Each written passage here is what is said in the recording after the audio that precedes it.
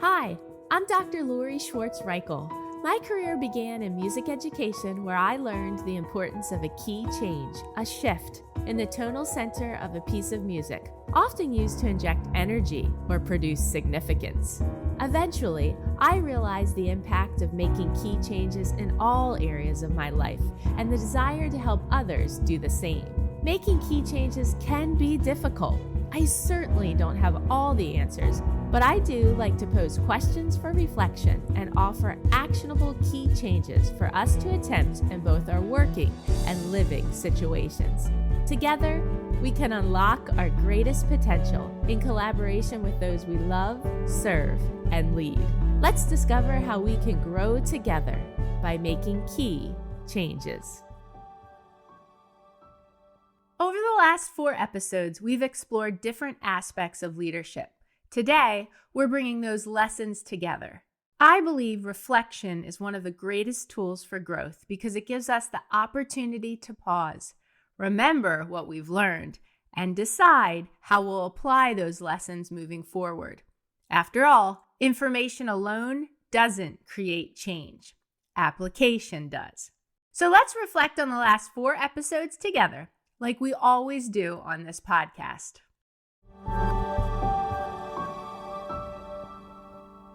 We began by looking inward in episode number 126, titled, Be the Leader You Wish You Had.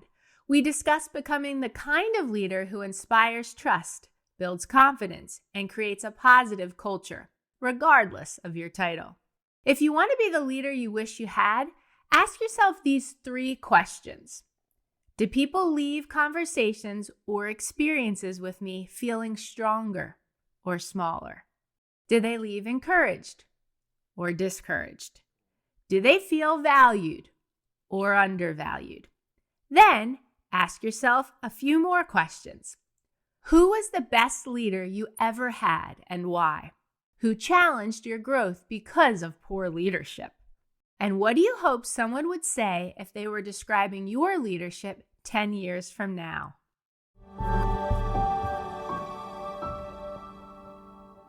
Next, we explored the balance every leader must learn in episode number 127, leading with grace and grit to inspire growth. Demonstrating both compassion and courage shows people that you genuinely care about them and their growth. As you think about someone you lead, perhaps your child, a student, an employee, a colleague, a teammate, or even a friend, ask yourself, where do they need more grace from me? Then ask, where do they need more grit from me? Perhaps they need more encouragement, clearer expectations, more patience, or maybe they simply need you to have the conversation you've been avoiding. Leadership isn't about choosing between grace and grit. It's about knowing when people need each one. When grace and grit work together, people grow. And when people grow, leaders grow too.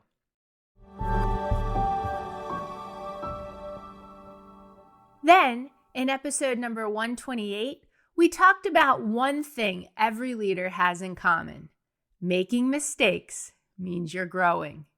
Every leader you admire has made mistakes. Every teacher, coach, parent, CEO, mentor, and speaker has stumbled while leading. The difference is that effective leaders choose to grow from those mistakes rather than allowing those mistakes to define them.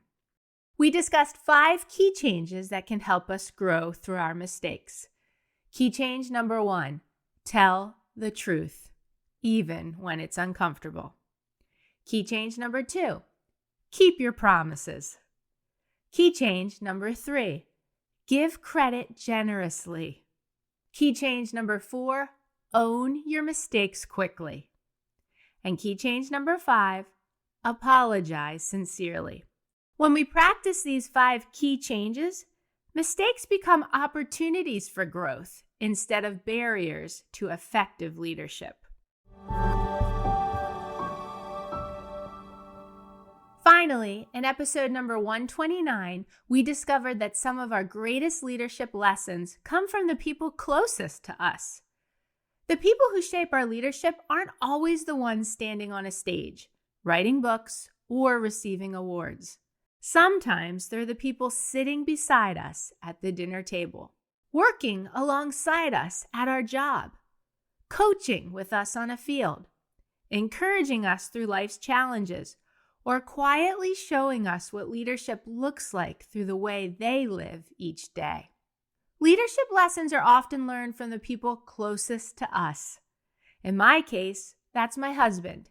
And of course, as I've mentioned numerous times, my parents throughout the many seasons of life.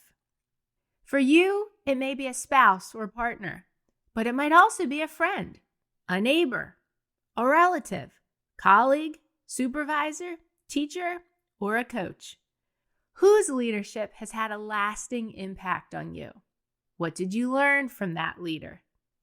And how have you shown this person gratitude? As you reflect on those questions, consider not only what they taught you through their words, but also what they taught you through the way they lived each day in their actions. As we reflect on this leadership series, remember this: leadership isn't about having a title or possessing all the knowledge. It's about how you influence the people around you each day. Be the leader you wish you had. Lead with both grace and grit. Learn from your mistakes and never underestimate the leadership lessons you can learn from the people closest to you. This week, choose one of those key changes to focus on. Maybe it's encouraging someone more intentionally, or having that difficult conversation you've been avoiding. Maybe it's owning a mistake or thanking someone whose leadership has shaped your life. Remember, leadership isn't built in one grand moment. It's built through the small, intentional, key changes we make every single day. So let those key changes have the power to transform not only your leadership, but also the lives of those you love, serve, and lead in your home, workplace, or community. If this episode resonated with you, share it with someone who may need it, or with someone who's making a difference in the lives of others. If you'd like more tools and encouragement like this, be sure to subscribe to the Making Key Changes weekly newsletter. You'll find a link in the show notes. Each Wednesday, you'll receive practical insights, actionable strategies, and valuable resources to help you grow in confidence, leadership, and meaningful connection, and inspire growth in the people you love, serve, or lead at home, at work, and in your community. And if you're looking for a speaker for an upcoming conference, workshop, retreat, or professional development event focused on reflective and confident leadership, I'd love to partner with you. How are we making key changes to reflect on the leader we're becoming? Thanks for listening. If you haven't done so yet, please consider rating and reviewing the Making Key Changes podcast on the Apple Podcast app. If you found this episode helpful, please consider sharing it with others and joining me again next week. In my coming episodes, I'll discuss topics that are most passionate to me, along with things I've been researching or areas of my life I have changed or want to change. You can learn more about me on my website, makingkeychanges.com. Feel free to message me through there or reach out on social media. I'd love to hear from you and learn about what key changes you hope to make.